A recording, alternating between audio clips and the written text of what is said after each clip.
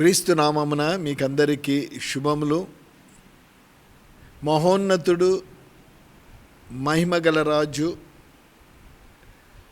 సర్వాధికారి, నమ్మదగిన దేవుడు మిమ్ములను మీ కుటుంబాలను ఆశీర్వదించి దీవించునుగాక. నమ్ముతున్నావా? ఈ దినం సర్వోన్నతుడు, సర్వశక్తిమంతుడు, మహోన్నతుడు ఈ దినం ఈ వాక్యం ద్వారా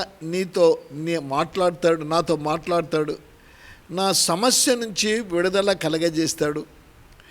నేను అడిగిన వాటిని ఆయన దయచేస్తాడు అని నీవు నమ్మగలిగితే, నమ్మదగిన దేవుడు ఇది వాక్యం వింటున్న నీకు నీ జీవితంలో నీవు పొందవలసినది తప్పకుండా అది ఆయన దయచేయగలిగిన శక్తిమంతుడనే విషయాన్ని నేను మీకు జ్ఞాపకం చేస్తూ ఉంటున్నాను. నమ్ముతున్నావా అనే ప్రశ్న నేను మీకు వేశాను. నమ్మితే నమ్మువానికి సమస్తం సాధ్యమని కూడా దేవుని వాక్యం సెలవిస్తూ ఉంటుంది. రాజులు జీవించిన కాలంలో, ఇప్పుడు కాదని పరిశుద్ధ గ్రంథంలో రాజులు జీవించిన కాలంలో రాజులను గురించి గ్రంథాలు లిఖితం చేయబడ్డాయి. ప్రవక్తలను గురించి కూడా ఆ గ్రంథంలో లిఖితం చేయబడ్డాయి.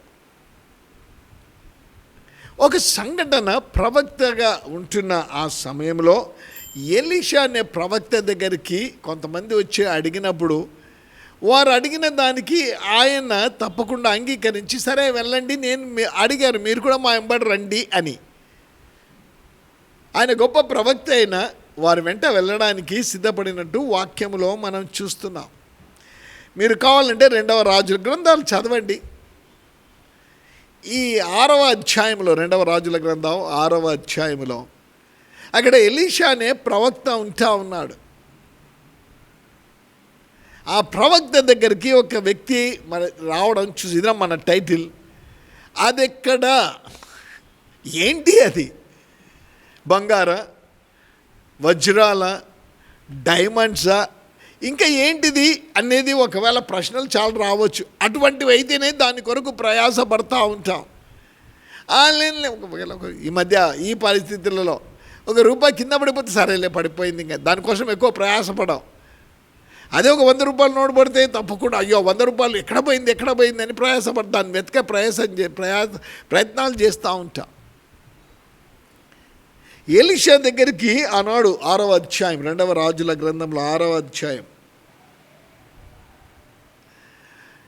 సేవకులు వచ్చి అంటున్నారు, అయ్యా ఈ స్థలం చాలా ఇరుగ్గా ఉంది, మేము అడవికి వెళ్తాము, అక్కడికి వెళ్ళి మేమందరం మరి కొద్దిగా బ్రాణులు తీసుకొని వస్తాం, ఆ ప్రాంతంలో ఎక్కడ మంచి ప్రాంతం ఉంటే అక్కడ మేము ఇవి వేసుకుంటామంటే వెళ్ళండి తెచ్చుకోండి అని చెప్పాడు ఎలీషా ప్రవక్త.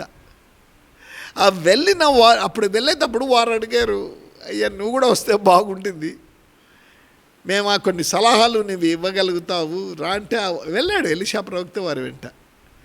వారు బ్రాణులు నరుకుతూ ఉన్నారు, చక్కగా బ్రాణులు నరుకుతూ ఉన్నారు, అవి ప్రక్కకు పెడతా ఉన్నారు, మరి బ్రాణులు నరుకుతూ ఉన్నారు. వారిలో ఒక వ్యక్తి గురించి ఆయన పేరు ఇక్కడ లిఖితం చేయబడలేదు, కానీ వారు యోర్దానుకు వచ్చి బ్రాణులు నరుకుచుండెరి. 6వ అధ్యాయం 5వ వచనం. ఒకడు దూలము నరుకుచున్నప్పుడు లేదా చెట్టును నరుకుచున్నప్పుడు గొడ్డలి ఊడి నీటిలో పడిపోగా, గొడ్డలి ఆ కర్రకు పెట్టింటారు కదా, ఆ దూలం నరుకుచున్నప్పుడు గొడ్డలి ఊడి, దేంట్లోంచి ఊడింది ఆ గొడ్డలి అనేది నరికేది ఒక కర్రకో లేదా ఒక మొద్దుకు దానికి ఫిక్స్ చేసింటారు. నరుకుతున్నప్పుడు అది లోజ్ అయిపోయిందేమో, అది పడ్డం అక్కడ ఉంటున్న నీటిలో లేదా అక్కడ ఆ యొక్క నీటిలో పడిపోయినట్టు వాక్యంలో మనం చూస్తున్నాం. సింపుల్, అందరూ వెళ్ళారు, వీడు కూడా వెళ్ళాడు, వీడి గొడ్డలి నీటిలో పడిపోయింది. అది గొప్ప కాస్ట్లీ వస్తువు ఏం కాదు, మరి ఒక గొడ్డలి వాడు కావాలంటే తెచ్చుకోవచ్చు.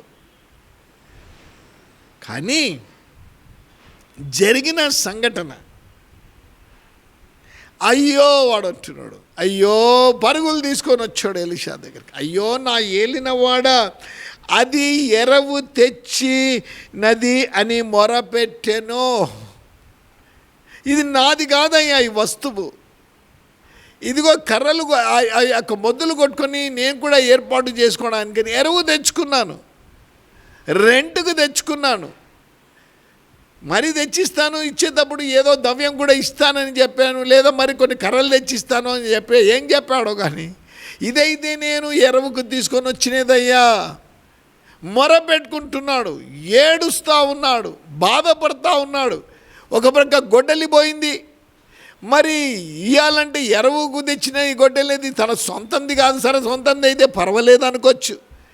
కానీ అటువంటి సమయంలో ఎప్పుడైతే ప్రవక్త దగ్గరకు వచ్చి మొరపెట్టాడో, ప్రవక్త అంటా ఉన్నాడు, అదెక్కడా, ఏమైందిరా, పోతే పడింది, ఇంకో గొడ్డలి నేను నీకు ఇస్తాను, అది తీసుకుపోయి ఇచ్చేయని చెప్పలేదండో. వాడికి ఆ ఎరువు తెచ్చిన గొడ్డలి ఎంత ప్రాముఖ్యమో దాన్ని బట్టి గ్రహించిన ప్రవక్త అదెక్కడ పడింది, ఎక్కడ నీటిలో పడిపోయింది. హైదరాబాద్ పట్టణంలో దాదాపు ఒక 25-30 years back, more than 30 years back ఒక స్టాచ్యూని పెట్టాలనుకున్నారు ఆ ట్యాంక్ బండ్లో. దాన్ని తరలిస్తూ ఉంటే అది పడిపోయింది, కొంతమంది చనిపోయారు కూడా. అది ప్రెస్టీజ్ ఇష్యూ అయిపోయింది. దాన్ని నీటిలో చాలా కష్టపడి దాన్ని తీసి పెట్టారు. కానీ ఇక్కడ సంఘటనలో దానికోసము ఈ ప్రవక్త ఏం ప్రయాసపడలేదండి. వాని అవసరత గుర్తెరిగిన ఆ ప్రవక్త ఎలీషా అంటున్నాడు, ఎక్కడ పడిపోయింది? వాడు అంటున్నాడు, అయ్యా ఇదిగో ఈ స్థలంలోనే. ప్రవక్త చేసిన విశ్వాసముతో వాడి యొక్క అక్కరను ఎరిగి ప్రవక్త చేసిన విషయం, వాడు ఆ స్థలము చూపిస్తేనే అక్కడ నీటి దగ్గర ఏ చెట్టు అయితే ఉందో అక్కడ ఆ యొక్క కొమ్మ తీసుకున్నాడు ఆ ప్రవక్త. కొమ్మ ఒకటిని నరికి నీళ్ళలో వేయగా గొడ్డలి తేలెను. ఏం నేర్చుకుంటున్నాం ప్రియ ఆత్మీయ సత్యాలు ప్రభు ఈ దినం నీకు తెలియచేస్తాను. నీ సమస్య చిన్న సమస్యను కాచి అది నీ జీవితానికి ఎంతో నష్టం కలుగజేస్తుంది. ఎవరినో నమ్మావు, నష్టపోయావు. ఎవరో నీకు సాయం చేస్తామన్నారు, అని నిన్ను మోసగించారు. అదైతే సంఘటన ఇలా కాదు. వాడు ఎంతో విశ్వాసంతో ప్రవక్త దగ్గరికి వచ్చాడు. అయ్యా అది ఎరువు తెచ్చినది, నేను వేరే ద్వారా కొలవ పెట్టి వచ్చేసాను, అది లేకుంటే నా కుటుంబానికి నష్టం కలుగుతుంది అని ఎప్పుడైతే వాడు బాధ వేదనను వచ్చి ప్రవక్త దగ్గర వెళ్ళబుచ్చుకున్నాడో ఆ ప్రవక్త వారికి సహాయం. ప్రియ విశ్వాసులు, నువ్వు ఏ పరిస్థితుల్లో ఉన్నావో నాకు తెలియదు. నీ వ్యక్తిగత జీవితంలో, కుటుంబ జీవితంలో నువ్వు ఏమీ పోగొట్టుకున్నావో నాకు తెలియదు. దాని ద్వారా నీకు అవమానం కలుగుతుందేమో, వేదన కలుగుతుందేమో, దుఃఖం కలుగుతూ ఉందేమో, బయటికి మనుషుల మధ్యకు నువ్వు వెళ్ళలేకపోతున్నావేమో, నీ స్నేహితులను కలవలేకపోతున్నావేమో, వెళ్తే వారు నిన్ను అవమానపరుస్తారనుకుంటున్నామో, నీకు సరిగా తెలియదు, అందుకే అది నీకు నష్టం కలిగింది అని అంటారు. ఏదో విధానంలో ఉండి నువ్వు ప్రజలకు దూరం అయిపోతున్నావో, ప్రభువుకు దూరం అయిపోయావేమో, దాన్ని బట్టి ప్రార్థించడం మర్చిపోయావేమో, వాక్యం చదవడం మర్చిపోయావేమో, ప్రభుతో సమయం గడపడం మర్చిపోయావు. ఇది నేను ప్రకటిస్తున్న దేవుడు అంటా ఉన్నాడు, అది ఎక్కడా, నీ సమస్య ఎక్కడా, ఏ సమస్య నువ్వు ఎదురాడుతుంది, ఏ సమస్య నీ కుటుంబాన్ని అవమానపరుస్తుంది, ఏ సమస్య నుంచి నువ్వు దేవునికి దూరం అయిపోతున్నావు, అది ఎక్కడ, రా నా దగ్గరికి. ప్రవక్త అంటున్నాడు, అది ఎక్కడ పడింది? ఇదిగో ఈ స్థలంలోనే. ఏం చేయలేదంటో, అద్భుతాలు చేసే ప్రభు ఉన్నాడు అని వానికి తెలియచేయడానికి ప్రవక్త కొమ్మ నరికాడు. ఆ కొమ్మను ఆ స్థలంలో వేశాడు. గొడ్డలి పైకి వచ్చాను. పడిపోయిన నీ జీవితంలో పరిశుద్ధ కార్యం జరగాలని ఆశిస్తున్నావా? పడిపోయిన నీ జీవితంలో వెలుగు మరొకసారి ప్రకాశించాలని ఆశిస్తున్నావా? పడిపోయిన నీ జీవితానికి ఆధారం కలగాలని ఆశిస్తున్నావా? పడిపోయిన నీ జీవితంలో సంతోషం కలగాలని ఆశిస్తున్నావా? లేదా పడిపోయిన దాని కొరకు దుఃఖపడుతూ, బాధపడుతూ, కుమిలిపోతూ, ఎందుకు ఇంకా ఈ జీవితం, ఎవరినో నమ్ముకొని వచ్చావు, కానీ వారి ద్వారా నీకు నష్టం కలిగింది. కానీ నేను ప్రకటిస్తున్న దేవుని దగ్గరికి నువ్వు రాగలిగితే, ఆనాడు ప్రవక్త దగ్గరికి వాడు వచ్చి తన సమస్యను చెప్తే ప్రవక్త ప్రభు మీద ఆధారపడ్డాడు, తన శక్తి మీద ఆధారపడలేదని. ప్రవక్త నమ్మిన దేవుని శక్తి మీద ప్రవక్త ఆధారపడ్డాడు. కాబట్టే ప్రభు అతనికి చెప్పాడు, ఇదిగో ఈ స్థలంలో ఉంది, వెయ్యి ఆకు, పైకి నేను తెస్తాను దాన్ని. అసాధ్యమేం లేదా? ప్రియ విశ్వాసులు, ఓడిపోయావా? ఇంకా జీవితంలో కార్యం సఫలం కాదు అని ఇంకా జీవితం మీద విరక్తి కలిగిందా?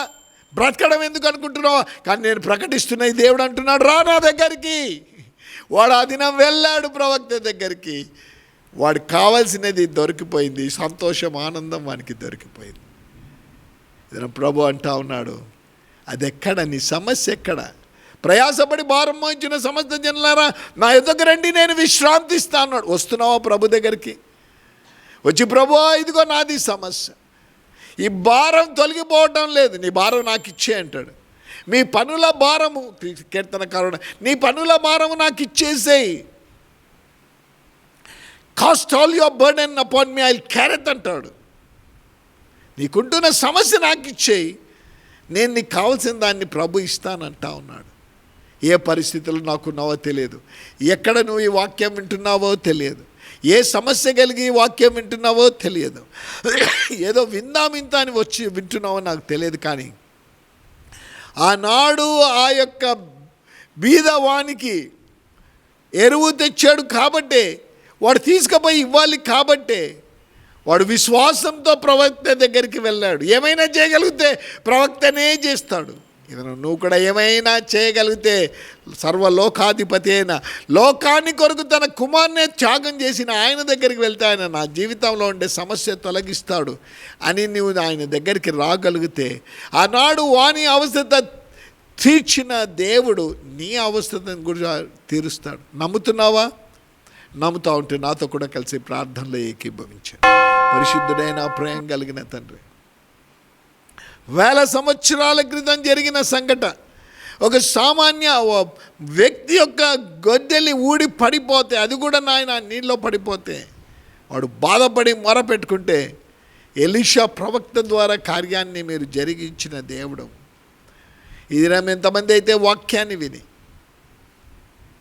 అది ఎక్కడ అని ప్రభు అడిగినప్పుడు నా సమస్యను ఆయనకు తెలియచేస్తే ఆ ప్రభు నా సమస్య తీరుస్తాడని నిరీక్షణతో ఎవరైనా మీ దగ్గరికి వచ్చింటే నాయన వారి ప్రార్థనకు జవాబు వారి యొక్క ప్రతి అవసరత తీర్చండి.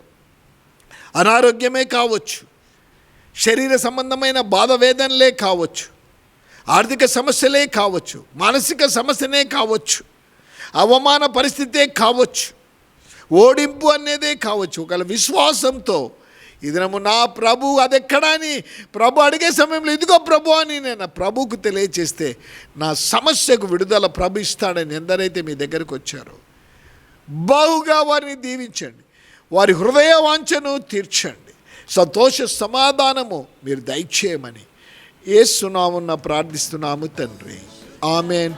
ప్రభు మిమ్ములను మీ కుటుంబాలను ఆశించి దీవించునుగాక.